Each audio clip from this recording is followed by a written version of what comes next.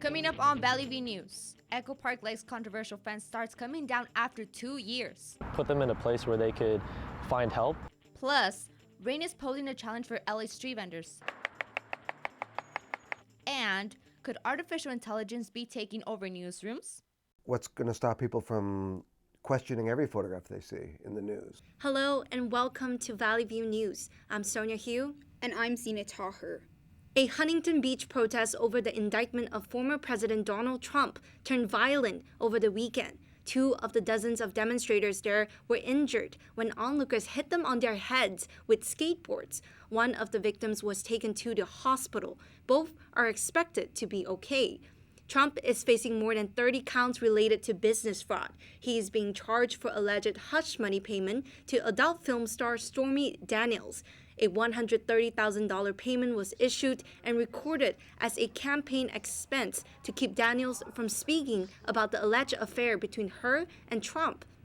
The attorney for Trump says they will battle all charges and says the expense was quoted as a personal expense. This was a personal expenditure, not a campaign expenditure. Had it been a campaign expenditure, he would have used campaign funds, and then, of course, we'd be talking about here today the outrage that Donald Trump used campaign funds for a personal expenditure. They'd be baying for his scalp.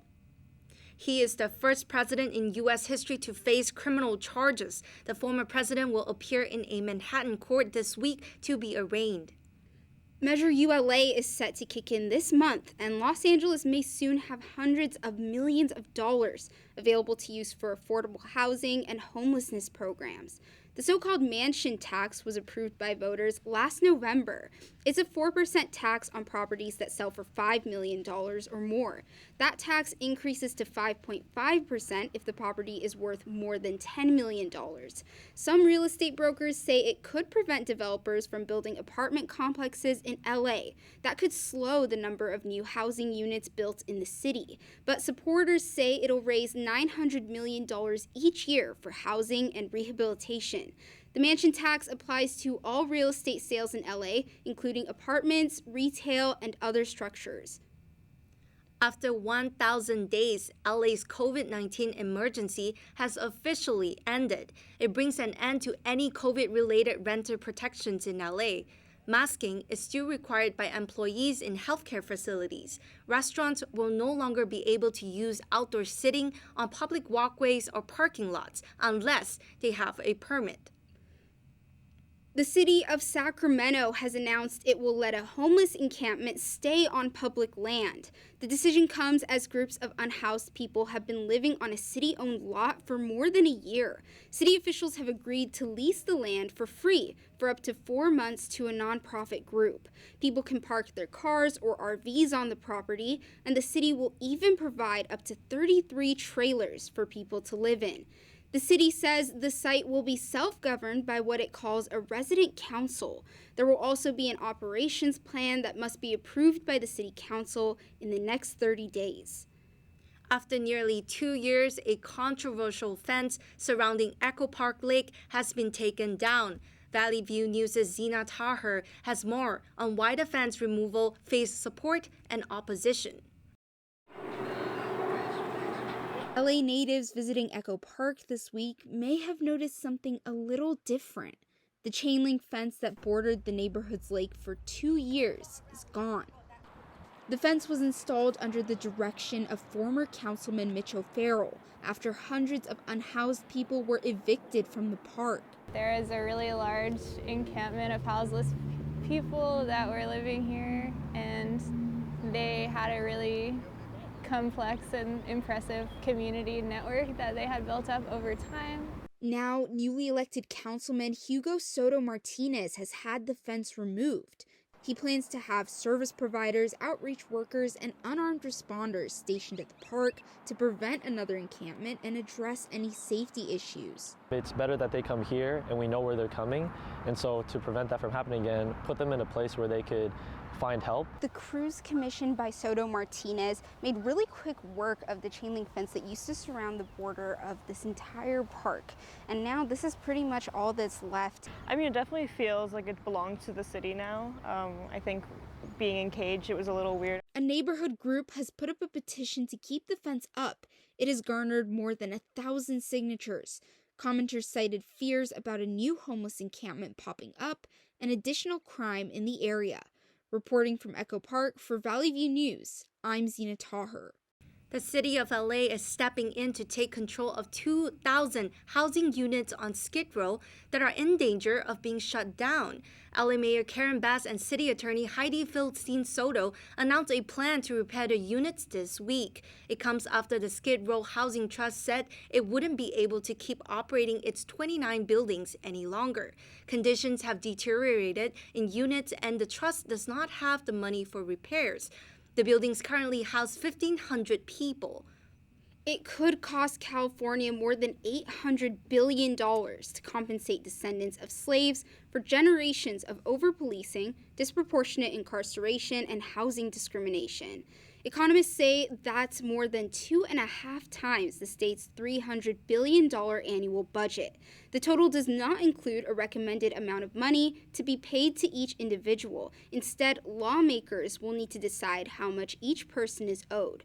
The predicted budget does not include a recommended $1 million to make up for health disparities that have shortened African American lifespans. The task force that calculated the money needed for reparations will submit recommendations to the California State Legislature this summer.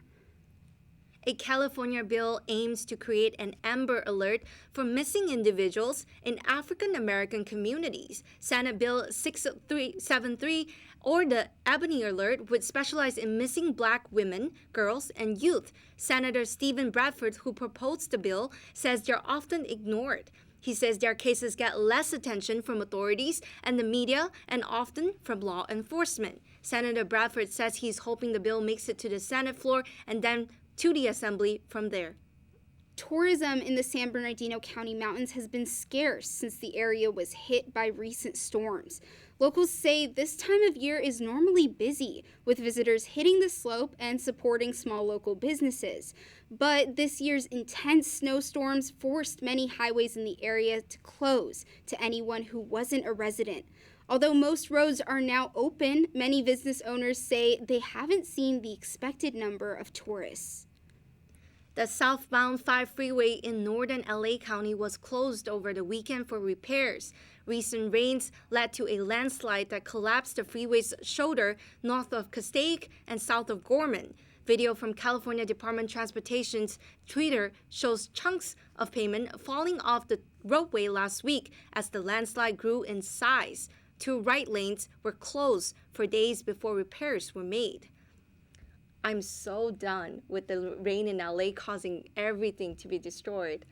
Yeah, that's just north of where I live, so I'm really glad I wasn't driving up there recently. At least one person was displaced after an apartment building caught fire over the weekend. Valley View News' Lupita Baltazar was at the scene as dozens of firefighters tried to put out the flames. Fire crews responding to a 2-story building engulfed in flames in a Panorama City neighborhood. Authorities say it started around 10:30 a.m. in the 9900 block of Van Nuys Boulevard.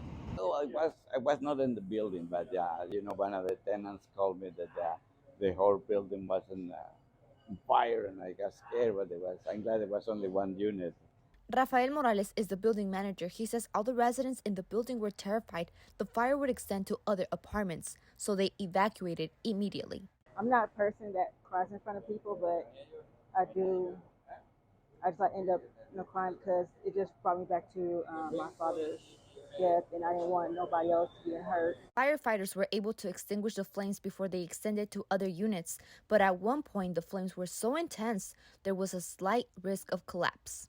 So we went in, we did aggressive fire attack inside the unit. We also had some of the roof material burning as well, so we knocked that down, went inside. Once we got a quick knockdown, we did a primary search for any victims, animals or people inside, which we found none. The fire department arrived to the scene and they said no one was injured, but the fire remains under investigation. Reporting from Panorama City for Valley View News, I am Lupita Baltazar. Lupita, thank you. Governor Gavin Newsom signed a law that could lead to a cap on oil refinery earnings, and it's the first of its kind in the nation. The California Energy Commission will act as a watchdog to investigate alleged price gouging. If there is evidence of it, the Commission can decide to place penalties on and earning caps on all companies. The law would also make oil refiners provide additional data about their operations. It comes as a response to the record high gas prices last year, which can reach more than $6 per gallon. 2 men are dead after shots were fired during an altercation in Hollywood over the weekend. Authorities say a group of people got into an argument in a parking lot near the intersection of Sunset Boulevard and La Brea Avenue. During the altercation, the suspect pulled out a gun and fired multiple rounds at 2 of the men in the group. One victim died at the scene and the other died at a hospital. The suspect has not been found, but if you have any information, you're urged to contact the LAPD immediately. A 54-year-old man has been charged in connection with sexually assaulting 3 young girls in public places in Irvine. Christopher Edward was arrested last month after allegedly sexually assaulting a 9-year-old at an Orange County library. He was released after he posted a $500,000 bail. Edward was arrested again after he was tied to 2 sexual assault cases that occurred at Target grocery stores in 2021. This time, he's being held without bail and faces maximum sentence of 25 years of life in prison. The Orange County District Attorney's Office says he faces several charges, including a misdemeanor count of indecent exposure and 1 count of forcibly lewd act on a child. More to come on Valley View News. Pope Francis is out of the hospital and returns for a Palm Sunday service. And could your Social Security checks shrink? The answer after our break. In terms of the hate crimes, I think there is so much more work to be done to make that choice to continue to love.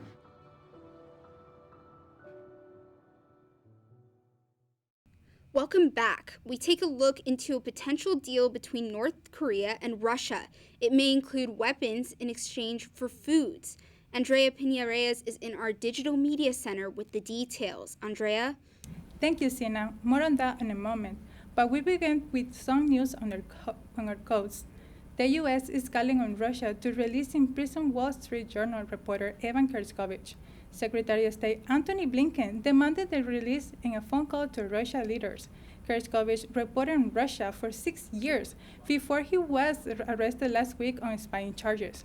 He's the first American journalist to be arrested in Russia and charged with spying since the 1980s. During the call, Blinken also requested the release of a former Marine convicted of spying on Russia, who has been held in the country since 2018.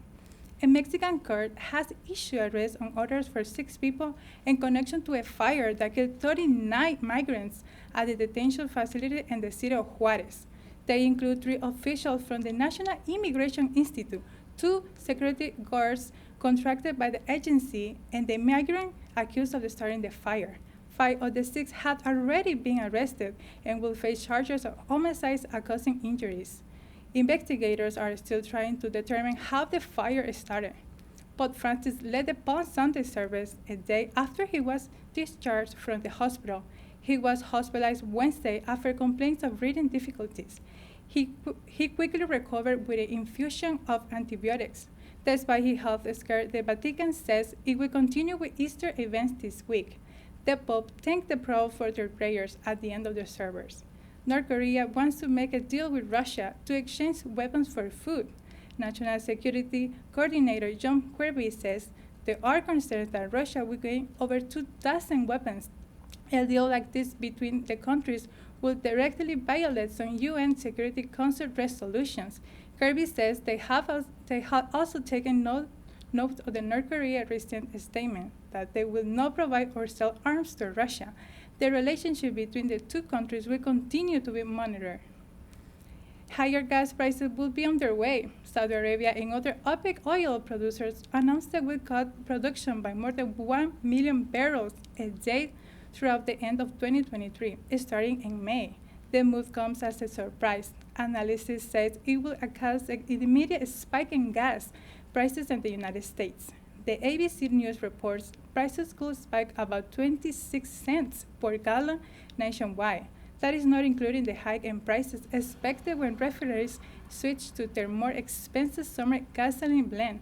The move will likely strain ties between OPEC members and the United States. The U.S. has called for increasing oil production to help lower prices in the West amid the war between Russia and Ukraine. That's all for international news. I'm Andrea Peña Reyes in our Digital Media Center. Back to you in the studio. Here locally, heavy weather conditions have caused challenges for street vendors. Some are struggling to make ends meet. Valley View News' Reina Torres has the story.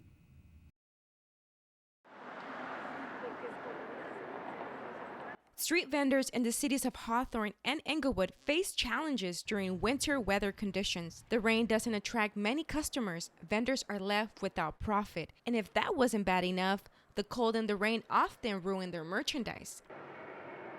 Adriana Sanchez sells flowers in Englewood, and this year's heavy rain has affected her business. She says being in the cold makes her body shiver and can get sick quickly.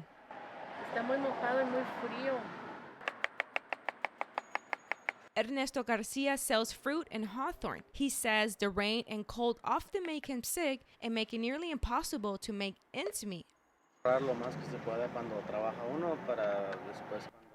He says he tries his best to save his money to cover his living expenses. Street vendors like Ernesto, on a good day, he makes about $120. He sells his fruit plates for $10. Street vendor Alfredo Gomez helps out in his mother's taco business. He says the rain can ruin their merchandise. We do come out with this weather, it affects every single thing in the stand. Financial advisor Carlos Guaman says a street vendor or business owner needs two simple things: a budget. And the second thing, they need to have a backup plan for 6 months of all the expenses. That's in case something happens. Reporting from Englewood for Valley View News, I'm Reina Torres. Thank you, Reina. American Social Security checks could get a lot smaller in 2034 if lawmakers don't act to address a pending shortfall. That's because the combined Social Security trust funds, which help support payouts that are expected to run dry this year.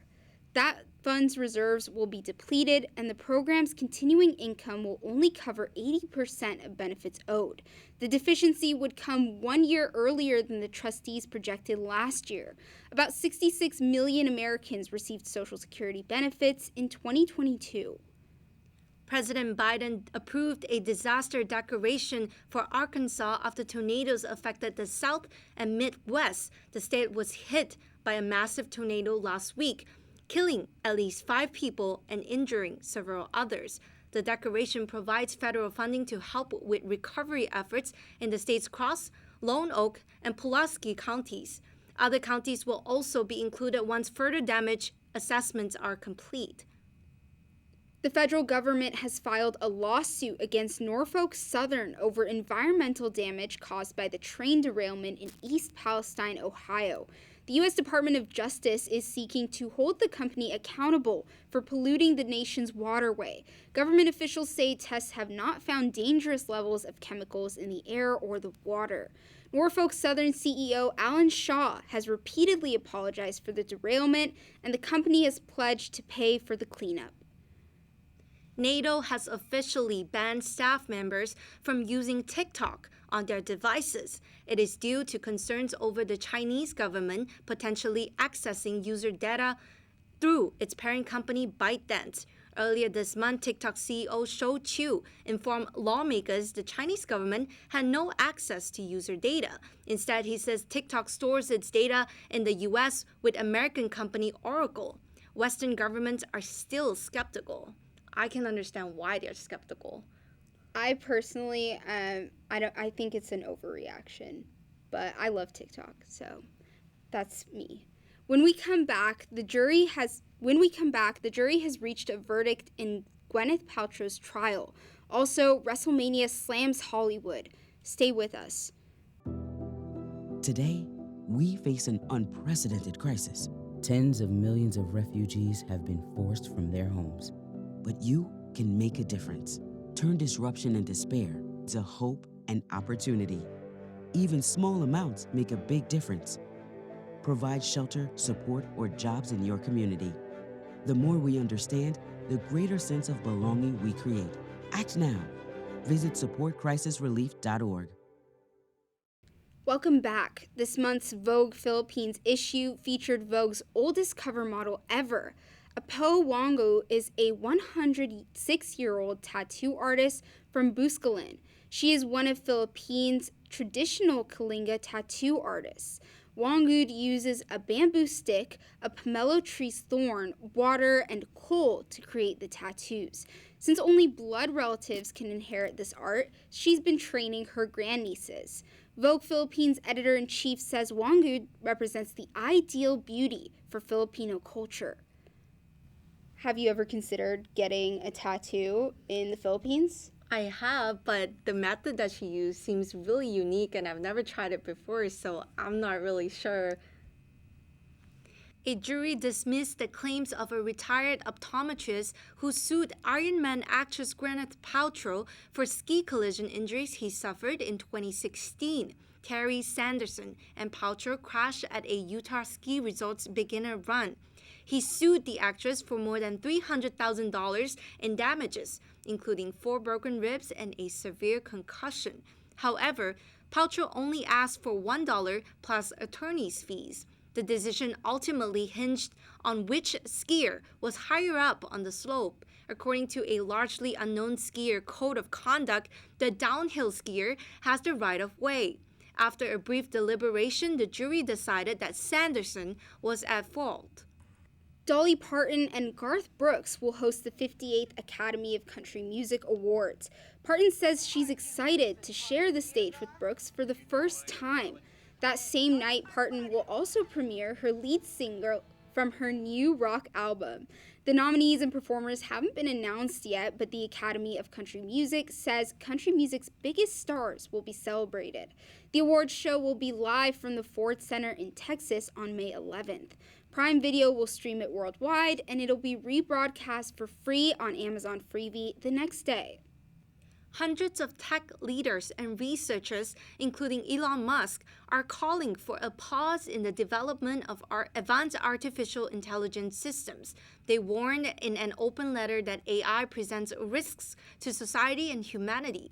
Technology experts say AI developers were locked in a rat race to develop increasingly powerful technology that they can't understand or control.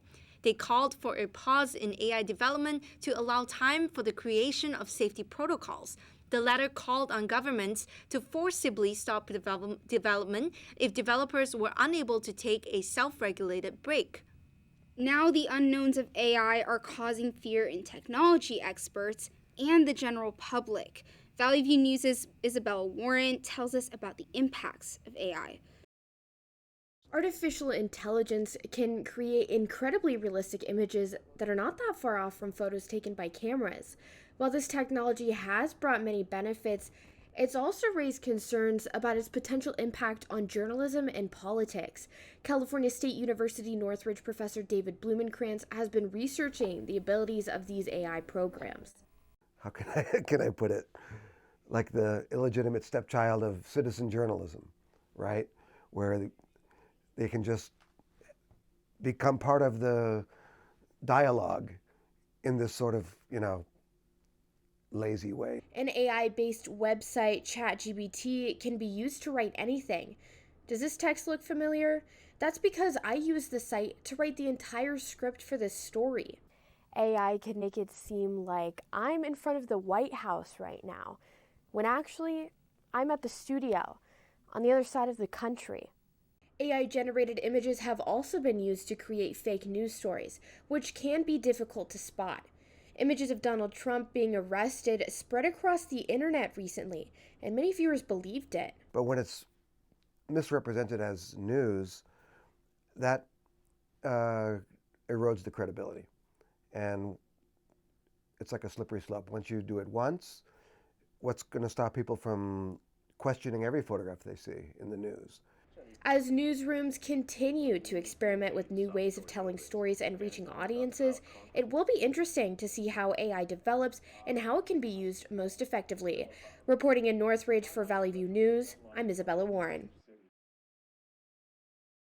Isabella, thank you. Now for a look at sports. Dodgers' Tyrese Thompson stole the show. He hit 3 home runs and 8 RBIs in a season debut, which had not happened since 1920s. The Dodgers rolled to a 10-1 victory over the Arizona Diamondbacks over the weekend.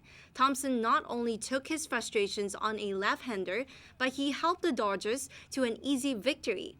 Dodgers manager Dave Roberts say Thompson will start in the outfield again several times this season. The 39th WrestleMania went Hollywood. SoFi Stadium announced WrestleMania broke a new live attendance record, hosting almost 170,000 fans over the course of 2 nights. The first night, Rhea Ripley got the new SmackDown Women's Champion title. She wrestled against Charlotte Flair in a physical match. On the second night, Roman Reigns defeated Cody Rhodes in a dramatic back-and-forth wrestling match. Did you ever watch WWE as a child? No, I don't, but after this, I probably will. Matrix Resurrection actress Priyanka Chopra Jonas has revealed why she left her thriving career in the Indian movie industry Bollywood. In a podcast, Chopra Jonas said she felt like she was, quote, pushed into a corner of the industry. She said people from Bollywood were not casting her and that she, quote, had beef with people. Chopra Jonas said she was also tired of the politics surrounding the industry. So when she got an opportunity to work in the music and movie industry here in America, she took it. She has since continued a successful career in Hollywood and will be starring in a spy drama TV series Citadel, out this month. A roster of A-list Hollywood actors appear in the official trailer for director Wes Anderson's latest film, Asteroid City. Scarlett Johansson, Steve Carell, Tom Hanks, and Margot Robbie were just some of the familiar faces on screen.